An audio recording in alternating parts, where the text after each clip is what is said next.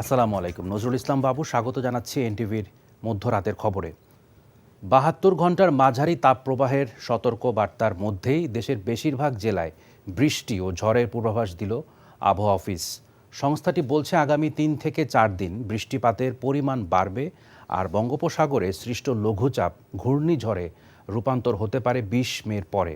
তবে উত্তরাঞ্চলীয় বিভাগ রাজশাহী, খুলনা, ঢাকার কিছু এলাকায় তাপপ্রবাহ অব্যাহত থাকতে পারে বলেও সতর্ক করেছে আবহাওয়া অফিস। নিয়ামুল আজিজ সাদেকের রিপোর্ট।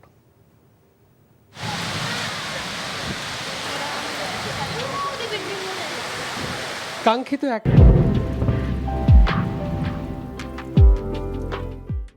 পশলা বৃষ্টিতেই নেমেছে অনেকটা স্বস্তি। নগরবাসীর কাছে বহু আকাঙ্ক্ষিত এই বৃষ্টিতে তাপমাত্রা ২ ডিগ্রি কমে সহনীয় পর্যায়ে আসে রাজধানী জুড়ে।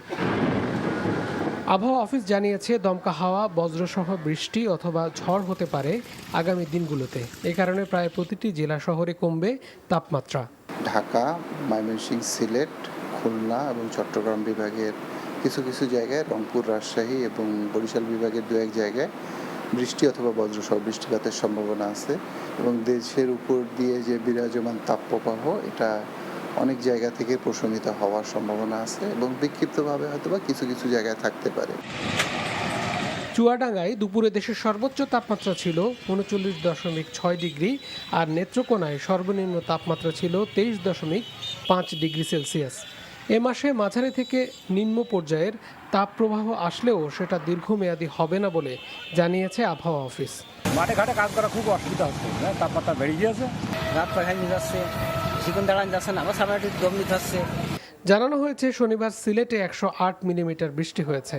স্যাটেলাইটের ছবি অনুসারে বঙ্গোপসাগরের লঘুচাপ ঘূর্ণিঝড়ে রূপ নিলে উপকূলীয় এলাকায় একটানা ঝড়ো বৃষ্টি হতে পারে। Niamul Aziz Sadek, NTV news, Dhaka.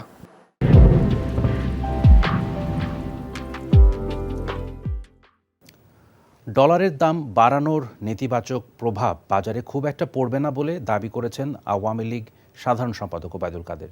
শনিবার এক সংবাদ সম্মেলনে তিনি এমন দাবি করেন। বিএনপি সব হারিয়ে নিজেদের অস্তিত্ব জানান দিতেই লিফলেট বিতরণ করছে বলেও মন্তব্য করেন কাদের।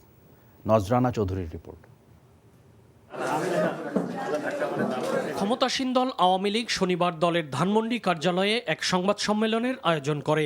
সাধারণ সম্পাদক ওবায়দুল কাদের সংবাদ সম্মেলনে বলেন, আওয়ামী লীগ সরকার ও শেখ হাসিনার নেতৃত্বের ধারাবাহিকতার কারণেই দেশ ঈর্ষণীয় সমৃদ্ধি অর্জন করেছে। বৈশ্বিক বাস্তবতায় দেশের অর্থনীতির সামনে কিছু চ্যালেঞ্জ আছে উল্লেখ করে কাদের বলেন, সরকার সেগুলো মোকাবেলায় কাজ করছে। এই পরিস্থিতিতে টিকে থাকাটাই কঠিন। অর্থনীতির ব্যাপারটা খুবই জটিল বিষয়। এই পরিস্থিতির মধ্যে অ্যাকোমোডেট করার মতো পরিস্থিতি আমরা সৃষ্টি করতে পারি এবং সে ব্যাপারে আমাদের চেষ্টার, সরকারের চেষ্টার, বিশেষ করে প্রধানমন্ত্রী শেখ হাসিনা এই কাজগুলো প্রতিনিয়তই তিনি করে যাচ্ছেন। অ্যাডজাস্টমেন্ট করার জন্য এই ৬০ টাকা বৃদ্ধি করা হয়েছে, এটা অন্য কোনো উদ্দেশ্য নয়। এতে যে খুব একটা প্রভাব পড়বে তা নয়। বাংলাদেশের মানবাধিকার ও গণতান্ত্রিক পরিবেশ সুষ্ঠু আছে দাবি করে আওয়ামী লীগ সাধারণ সম্পাদক বলেন, তারা কখনোই কারো মুখ বন্ধ করেননি, সবাই অবাধে তাদের মতামত ব্যক্ত করতে পারছে। বিএনপিও যখন যা খুশি ফ্রি স্টাইল বক্তব্য দিচ্ছে, তারপর তারা আজকে একের পর এক সমাবেশও করে দিচ্ছে। আমরা তো কারো মুখ বন্ধ করে দিই। নির্বাচন বয়কটের উপর তাদের উপর দমন নিপীড়ন যেটাকে বলে, সেটা তো হয়নি। তাদের সামনে এখন কোনো ইস্যু নেই। এখন তারা আছে এটা বোঝানোর জন্য শেষ পর্যন্ত গণ অভ্যুত্থান থেকে লিফলেট বিতরণে আসতে হলো। আজকে অনেক দেশে গণতন্ত্রের দাবি আছে, বিশ্বের বহু নামি দামি দেশে মানবাধিকারের তারা প্রবক্তা, গণতন্ত্রের প্রবক্তা। গণতন্ত্রে আমরা অনেক দেশের তুলনায় সারপ্লাসে আছি। কেন্দ্রীয় ব্যাংকে সাংবাদিকদের প্রবেশ নিষিদ্ধ করা হয়েছে এ বিষয়ে তার দৃষ্টি আকর্ষণ করা হলে ওবায়দুল কাদের বলেন, পৃথিবীর কোনো দেশেরই কেন্দ্রীয় ব্যাংকে অবাধ যাতায়াতের সুযোগ নেই। নজরানা চৌধুরী, এনটিভি নিউজ, ঢাকা। শীঘ্রই বিএনপির আন্দোলনে ফের গতি আসবে বলে মন্তব্য করেছেন দলের স্থায়ী কমিটির সদস্য গয়েশ্বরচন্দ্র রায়। শনিবার জিয়া মঞ্চের ঢাকা বিভাগীয় সম্মেলনে তিনি বলেন, বিএনপি নেতাকর্মীরা হতাশ নয়, সময়ের অপেক্ষায় আছেন তারা। বলেন, ঐক্যবদ্ধ থাকলে গণতান্ত্রিক আন্দোলনে সফলতা আসবেই। বাংলাদেশ ব্যাংকে সাংবাদিক প্রবেশে নিষেধাজ্ঞার সমালোচনা করেন গয়েশ্বর। দুর্নীতি করে অর্থনীতি ফোকলা করে দেয়া হয়েছে অভিযোগ করে তিনি বলেন, আর্থিক সংকট আস্তে আস্তে টের পাচ্ছে জনগণও। সরকারের সাথে সাধারণ মানুষ নেই, সেটা জাতীয় নির্বাচনের পর উপজেলা নির্বাচনেও প্রমাণ হচ্ছে বলে দাবি করেন গয়েশ্বরচন্দ্র রায়। আমি আবার বলছি, আমরা হতাশ নই, আমরা অপেক্ষায় আছি চলমান আন্দোলনটাকে আরো গতিশীল করার জন্য। ঠিক সেই গতিশীল করার মধ্য দিয়ে আমাদের সাথে জনগণ আছে, এটা প্রমাণ হয়ে গেছিল। 7 জানুয়ারি কি দেখাইছে, এই উপজেলা তো আরো ওরা নির্বাচন করতেছে, উপজেলায় তো আমরা রাস্তাঘাটে ব্যারিকেডও তৈরি করতেছি না, ঠিক না? ভোটার নাই কেন? ভোটার যায় না কেন? আপনাদের ভোটাররা যায় না কেন? বর্তমান ও ভবিষ্যৎ প্রজন্ম যাতে স্বাধীনতা ও মুক্তিযুদ্ধের চেতনায় সমৃদ্ধ হয়ে বেড়ে উঠতে পারে, সেজন্য সামাজিক আন্দোলন গড়ে তোলার আহ্বান জানিয়েছেন রাষ্ট্রপতি মোহাম্মদ শাহাবুদ্দিন। শনিবার রাজধানীর ওসমানী স্মৃতি মিলনায়তনে ৭১-এর ঘাতক দালাল নির্মূল কমিটির ৮ম জাতীয় সম্মেলনে তিনি এই আহ্বান জানান। রাষ্ট্রপতি বলেন, ঘাতক দালাল চক্র দেশ ও স্বাধীনতার বিরুদ্ধে নানা ষড়যন্ত্রে লিপ্ত ছিল।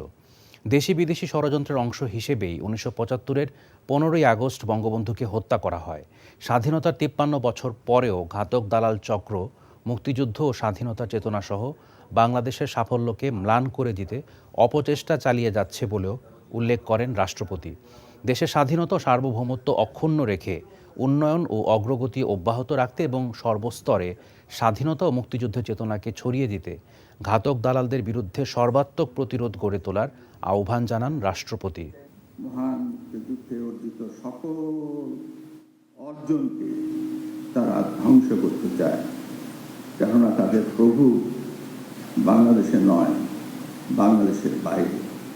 তাদের প্রভুর ইঙ্গিতে তারা বাংলাদেশকে 1971 সালের 16ই ডিসেম্বর আমরা যা অর্জন করেছিলাম, সেখান থেকে আবার পিছনের দিকে নিয়ে যাওয়ার অপচেষ্টায় লিপ্ত ছিল।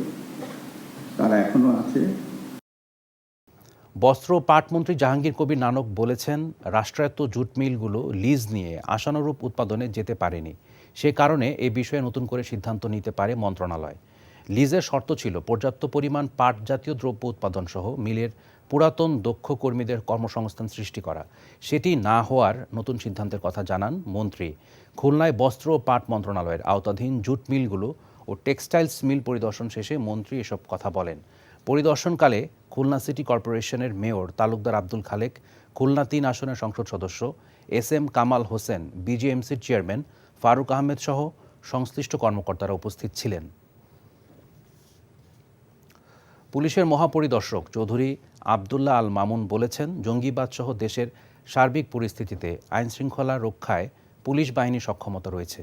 এই বাহিনীকে আরও গতিশীল করতে বর্তমান সরকার কাজ করছে। শনিবার বিকেলে মৌলভীবাজার পুলিশ লাইনে টেরাকোটায় মৃত্যুঞ্জয়ী ও পুলিশ সুপার কার্যালয়ে মুজিব কর্নার উদ্বোধন ও পরিদর্শন শেষে সাংবাদিকদের প্রশ্নের জবাবে এসব কথা বলেন তিনি।